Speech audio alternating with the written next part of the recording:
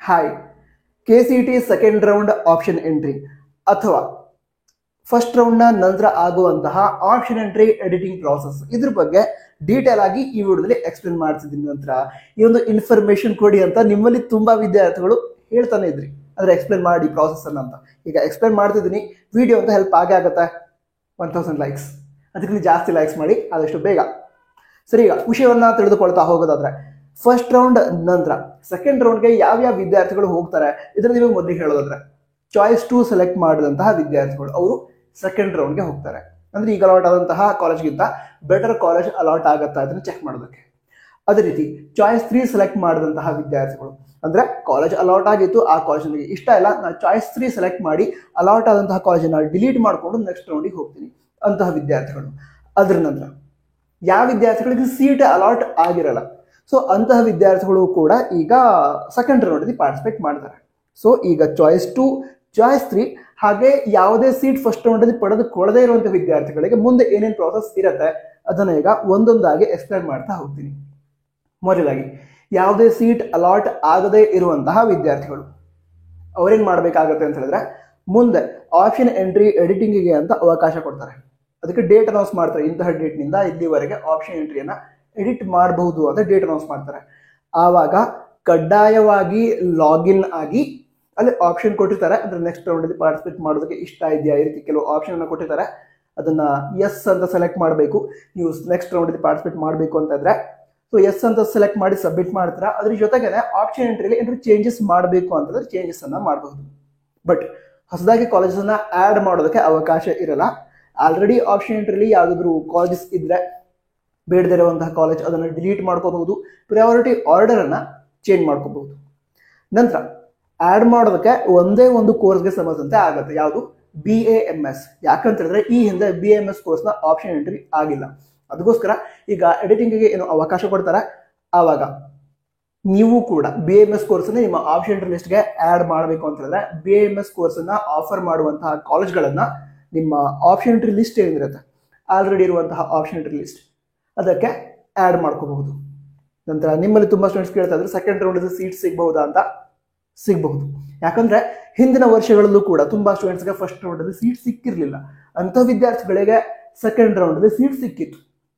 ಅಂದ್ರೆ ಕೆಲವು ವಿದ್ಯಾರ್ಥಿಗಳಿಗೆ ಫಸ್ಟ್ ರೌಂಡ್ ಸೆಕೆಂಡ್ ರೌಂಡ್ ಎರಡರಲ್ಲೂ ಕೂಡ ಸೀಟ್ ಸಿಕ್ಕಿರ್ಲಿಲ್ಲ. ಬಟ್ ಥರ್ಡ್ ರೌಂಡ್, ಆ ಥರ್ಡ್ ರೌಂಡ್ ನಾವು ಸೆಕೆಂಡ್ ಎಕ್ಸ್ಟೆಂಡೆಡ್ ರೌಂಡ್ ಅಂತ ಕರಿತೀವಿ. ಸೊ ಅದರಲ್ಲಿ ಹಲವಾರು ವಿದ್ಯಾರ್ಥಿಗಳು ಸೀಟ್ ಪಡೆದುಕೊಂಡಿದ್ರು. ಸೊ ಸೀಟ್ ಸಿಗುವಂತಹ ಚಾನ್ಸಸ್ ಇರುತ್ತೆ. ಬಟ್ ಅಂದ್ರೆ ಕೆಲವು ವಿದ್ಯಾರ್ಥಿಗಳಿಗೆ ಪೂರ್ತಿ ಕೌನ್ಸಿಲಿಂಗ್ ಮುಗಿದ್ರು ಕೂಡ ಸೀಟ್ ಸಿಗದೇ ಇರುವಂತ ಸಿನಾರಿಯೋ ಕೂಡ ಇದೆ. ಅದಕ್ಕೋಸ್ಕರ ನೀವೇನ್ ಮಾಡ್ಬೇಕು ಅಂತ ಹೇಳಿದ್ರೆ, ಈಗ ಹಿಂದಿನ ವರ್ಷದ cut off first round, second extended round ಅದು ಮೂರನ್ನು ಕೂಡ ಚೆಕ್ ಮಾಡ್ಕೊಳ್ಳಿ. ಅದರ ನಂತರ ಸೀಟ್ ಸಿಗೋ ರೀತಿ ಇದೆ ಅಂತ ಅನ್ಸಿದ್ರೆ ಕೌನ್ಸಿಲಿಂಗ್ ಅಲ್ಲಿ ಕಂಟಿನ್ಯೂ ಮಾಡಿ. ಓಕೆನಾ? ಸರಿ, ಈಗ ಚಾಯ್ಸ್ 2 ಇದನ್ನ ಸೆಲೆಕ್ಟ್ ಮಾಡಿದಂತಹ ವಿದ್ಯಾರ್ಥಿಗಳ ಬಗ್ಗೆ ತಿಳಿದುಕೊಳ್ತಾ ಹೋಗೋಣ. ಅವ್ರು ಯಾವ ರೀತಿ ಎಡಿಟ್ ಮಾಡಬಹುದು ಆಪ್ಷನ್ ಎಂಟ್ರಿ ಅಂತ. ಮೊದಲಾಗಿ ಚಾಯ್ಸ್ 2 ಯಾರು ಸೆಲೆಕ್ಟ್ ಮಾಡ್ತಾರೆ, ಯಾರು ಸೆಲೆಕ್ಟ್ ಮಾಡ್ತಾರೆ ಅಂತ ಹೇಳಿದ್ರೆ, ಈಗ ಫಸ್ಟ್ ರೌಂಡ್ ಅಲ್ಲಿ ಸೀಟ್ ಸಿಕ್ಕಿದೆ, ಆ ಸೀಟ್ ನನಗೆ ಇಷ್ಟ ಕೂಡ ಇದೆ, ಬಟ್ ಸೆಕೆಂಡ್ ರೌಂಡ್ ಅಲ್ಲಿ ಇದಕ್ಕಿಂತ ಬೆಟರ್ ಕಾಲೇಜ್ ಅಥವಾ ಇದಕ್ಕಿಂತ ಬೆಟರ್ ಬ್ರಾಂಚ್ ಅಲಾಟ್ ಆಗತ್ತಾ ಅಂತ ಚೆಕ್ ಮಾಡಬೇಕು ಅಂತಿದ್ದೀನಿ. ಹಾಗಾದ್ರೆ ಅಂತ ವಿದ್ಯಾರ್ಥಿಗಳು ಏನ್ ಮಾಡ್ತಾರೆ, ಚಾಯ್ಸ್ 2 ಸೆಲೆಕ್ಟ್ ಮಾಡ್ತಾರೆ. ಚಾಯ್ಸ್ 2 ಸೆಲೆಕ್ಟ್ ಮಾಡಿ ಸೆಕೆಂಡ್ ರೌಂಡ್ಗೆ ಹೋಗ್ತಾರೆ. ಈಗ ಚಾಯ್ಸ್ 2 ಸೆಲೆಕ್ಟ್ ಮಾಡಿದಾಗ ಆಪ್ಷನ್ ಎಂಟ್ರಿಲಿ ಯಾವ ರೀತಿ ಚೇಂಜಸ್ ಆಗುತ್ತೆ ಅದ್ರ ನಿಮಗೆ ಹೇಳೋದಾದ್ರೆ, ಈಗ ಆಪ್ಷನ್ ಎಂಟ್ರಿ ಲಿಸ್ಟ್ ಅದು ನಿಮ್ದು, ಅದರೊಳಗಡೆ ಒಂದು 100 ಕಾಲೇಜಸ್ ಅನ್ನ ಆಡ್ ಮಾಡಿದಿರಾ. ಈಗ ನಿಮಗೆ ಒಂದು 15th ಪ್ರಯಾರಿಟಿ, 15ನೇ ಪ್ರಯಾರಿಟಿಲಿ ಇರುವಂತಹ ಕಾಲೇಜ್ ಮತ್ತು ಬ್ರಾಂಚ್ ಅಲಾಟ್ ಆಗಿದೆ. ನೀವೀಗ ಚಾಯ್ಸ್ 2 ಸೆಲೆಕ್ಟ್ ಮಾಡಿದ್ರೆ 15ನೇ ಪ್ರಯಾರಿಟಿಲಿ ಅಂದ್ರೆ 15th ಪ್ರಯಾರಿಟಿಲಿ ಇರುವಂತಹ ಕಾಲೇಜ್ ಹೋಲ್ಡ್ ಅಲ್ಲಿ ಇರುತ್ತೆ, ಬ್ಯಾಕಪ್ ಆಗಿ ಇರುತ್ತೆ. ನಂತರ ಅದರ ನಂತರದ ಇರುವಂತಹ ಎಲ್ಲ ಪ್ರಯಾರಿಟೀಸ್ 16ನೇ ಅಂದ್ರೆ 16th ಪ್ರಯಾರಿಟಿಯಿಂದ ಅದರ ನಂತರದ ಎಲ್ಲ ಕಾಲೇಜಸ್ ನಿಮ್ಮ ಆಪ್ಷನ್ ಎಂಟ್ರಿ ಲಿಸ್ಟ್ ಇಂದ ಡಿಲೀಟ್ ಆಗುತ್ತೆ.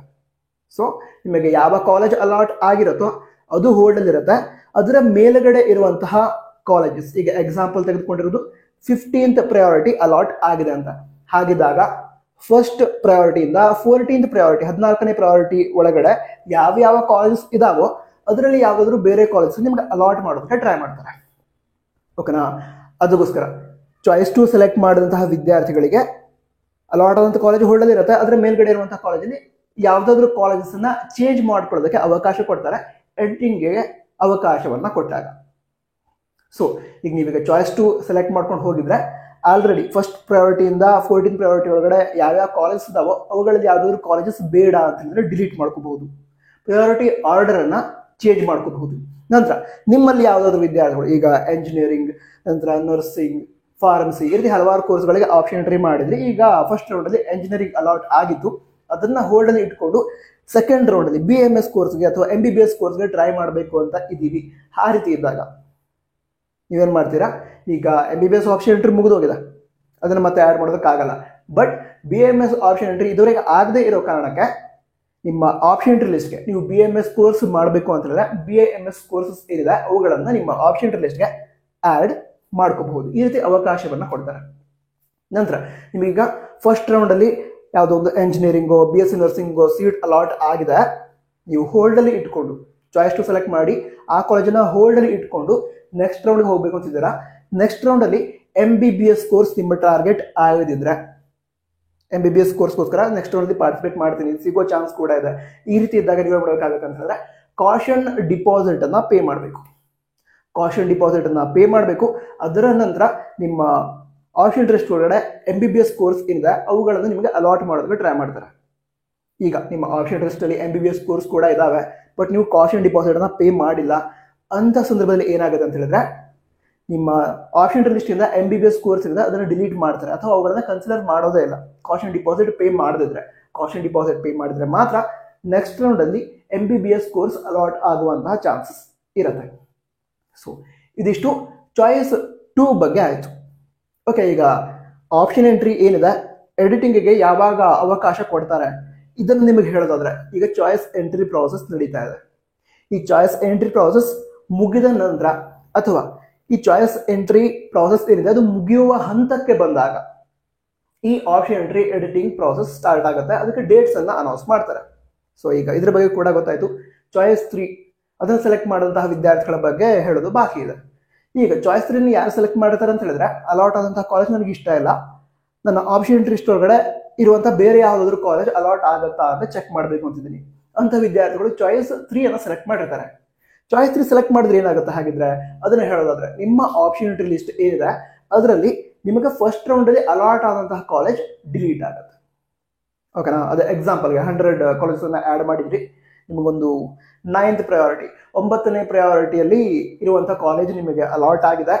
ಈಗ ನಿಮ್ಗೆ ಅನಿಸ್ತಾ ಇದೆ 9th ಪ್ರಯಾರಿಟಿ ಕಾಲೇಜ್ ಏನಿದೆ ಅದರ ಕೆಳಗಡೆ ಕೂಡ ನನಗೆ ಇಷ್ಟ ಇರುವಂತಹ ಕಾಲೇಜಸ್ ಇದಾವೆ, ಅದೊಂದೇ ಕಾಲೇಜ್ ನನಗೆ ಇಷ್ಟ ಇಲ್ಲ. ಆ ಟೈಮಲ್ಲಿ ಏನಾಗುತ್ತೆ, ಅಕಸ್ಮಾತ್ ನೀವು ಚಾಯ್ಸ್ 2 ಸೆಲೆಕ್ಟ್ ಮಾಡಿಬಿಟ್ರೆ 9th ಪ್ರಯಾರಿಟಿ ಕಾಲೇಜ್ ಹೋಲ್ಡಲ್ ಇರುತ್ತೆ, ಅದ್ರ ಕೆಳಗಡೆ ಇರುವಂತಹ ಕಾಲೇಜ್ ಎಲ್ಲ ಡಿಲೀಟ್ ಆಗಿಬಿಡುತ್ತೆ. ಬಟ್ ನಿಮಗೆ ಇಷ್ಟ ಇರುವಂತಹ ಕಾಲೇಜ್ 9th ಪ್ರಯಾರಿಟಿಗಿಂತ ಕೆಳಗಡೆ ಕೂಡ ಇದೆ, ಅಂದ್ರೆ 20th ಪ್ರಯಾರಿಟಿ, 21st ಪ್ರಯಾರಿಟಿ ಅದರೊಳಗೆ ಕೂಡ ಇದೆ. ಹಾಗಿದ್ದಾಗ ನೀವೇನ್ ಮಾಡ್ಬೋದು ಅಂತ ಹೇಳಿದ್ರೆ ಚಾಯ್ಸ್ 3 ಸೆಲೆಕ್ಟ್ ಮಾಡಬಹುದು. ಇದರಿಂದ ಏನಾಗುತ್ತೆ ಅಂತಂದ್ರೆ ನಿಮ್ಮ ಆಪ್ಷನ್ ಲಿಸ್ಟ್ ಅಲ್ಲಿ 100 ಕಾಲೇಜಸ್ ಆಡ್ ಮಾಡ್ಕೊಂಡಿದ್ರೆ 9th ಪ್ರಯಾರಿಟಿ ನಿಮಗೆ ಅಲಾಟ್ ಆಗಿದ್ರೆ ಚಾಯ್ಸ್ 3 ಸೆಲೆಕ್ಟ್ ಮಾಡಿದ್ರೆ ಆ 9th ಪ್ರಯಾರಿಟಿ ಕಾಲೇಜ್ ಡಿಲೀಟ್ ಆಗುತ್ತೆ. ಅದನ್ನ ಬಿಟ್ಟು ಉಳಿದ 99 ಕಾಲೇಜಸ್ ನಿಮ್ಮ ಆಪ್ಷನ್ ಲಿಸ್ಟ್ ಅಲ್ಲಿ ಇರುತ್ತೆ. ಅದರಲ್ಲಿ ಬೇಡದಿರುವಂತಹ ಕಾಲೇಜಸ್ ಅನ್ನ ಡಿಲೀಟ್ ಮಾಡ್ಕೊಳ್ಬಹುದು. ಅದರ ನಂತರ ಪ್ರಯಾರಿಟಿ ಆರ್ಡರ್ ಅನ್ನ ಚೇಂಜ್ ಮಾಡ್ಕೋಬಹುದು. BMS ಕೋರ್ಸ್ ನಿಮಗೆ ಇಷ್ಟ ಇದ್ರೆ, ನೀಟ್ ಎಕ್ಸಾಮ್ ನೀವು ಬರೆದಿದ್ರೆ BMS ಕೋರ್ಸ್ ಅನ್ನು ಕೂಡ ನಿಮ್ಮ ಆಪ್ಷನ್ ಲಿಸ್ಟ್ಗೆ ಆ್ಯಡ್ ಮಾಡ್ಕೋಬಹುದು. ಬೇರೆ ಯಾವ ಕೋರ್ಸನ್ನ ಆ್ಯಡ್ ಮಾಡೋದಕ್ಕಾಗಲ್ಲ, BMS ಕೋರ್ಸ್ ಅನ್ನು ಮಾತ್ರ ಆ್ಯಡ್ ಮಾಡೋದಕ್ಕೆ ಆಗುತ್ತೆ. ಸೊ ಈ ರೀತಿ ನೀವೇನ್ ಮಾಡ್ಬೋದು, ಆಪ್ಷನ್ ಎಂಟ್ರಿಯಲ್ಲಿ ಚೇಂಜಸ್ ಅನ್ನ ಮಾಡ್ಕೊಳ್ಳೋದಕ್ಕೆ ಅವಕಾಶವನ್ನ ಕೊಟ್ಟಿದ್ದಾರೆ.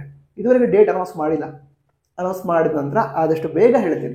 ಅಕಸ್ಮಾತ್ ಆಗಿ ಡೇಟ್ಸ್ ಅನೌನ್ಸ್ ಆದ ತಕ್ಷಣ ಹೇಳೋದಕ್ಕೆ ಆಗದೆ ಇದ್ರೆ, ಅಂದ್ರೆ ನಾನು ಕ್ಲಾಸಲ್ಲಿ ಬ್ಯುಸಿ ಇರ್ತೀನಿ, ಸೊ ಅದಕ್ಕೋಸ್ಕರ ನಾ ಬರೋದಕ್ಕೆ ಅಕಸ್ಮಾತ್ ಲೇಟ್ ಆಗಿ ಡೇಟ್ ಅನೌನ್ಸ್ ಆಗಿದೆ, ನಿಮಗೆ ಆಲ್ರೆಡಿ ಗೊತ್ತಾಗಿದ್ರೂ ಕೂಡ ಈ ಪ್ರಾಸೆಸ್ ಅನ್ನ ಆಲ್ರೆಡಿ ಎಕ್ಸ್ಪ್ಲೇನ್ ಮಾಡಿ ಆಗಿದೆ ಯಾವ ರೀತಿ ಪ್ರಾಸೆಸ್ ಇರುತ್ತೆ ಅಂತ. ಸೊ ಇದರಿಂದ ನೀವು ಆರಾಮಾಗಿ ಆಪ್ಷನ್ ಎಂಟ್ರಿ ಮಾಡ್ಬೋದು. ಬಟ್ ಏನೇ ಅಪ್ಡೇಟ್ ಬಂದಿರೋದು ಕೊಟ್ಟಿರ್ತೀವಿ, ಅಂದ್ರೆ ಇನ್ಫಾರ್ಮೇಶನ್ ಕೊಟ್ಟಿರ್ತೀವಿ. All the best. ವಿಡಿಯೋನ ಹೆಲ್ಪ್ ಆಗಿದ್ರೆ ಕಮೆಂಟ್ ಹೋಗಿ ತಿಳಿಸಿ, ನನಗೆ ಖುಷಿ ಆಗುತ್ತೆ ಅಷ್ಟೇ, ಅಂದ್ರೆ ವಿಡಿಯೋ ಮಾಡಿದ್ರಿಂದ ಹೆಲ್ಪ್ ಆಯಿತು ಅಂತ. All the best. Jai Hind, Vande Mataram.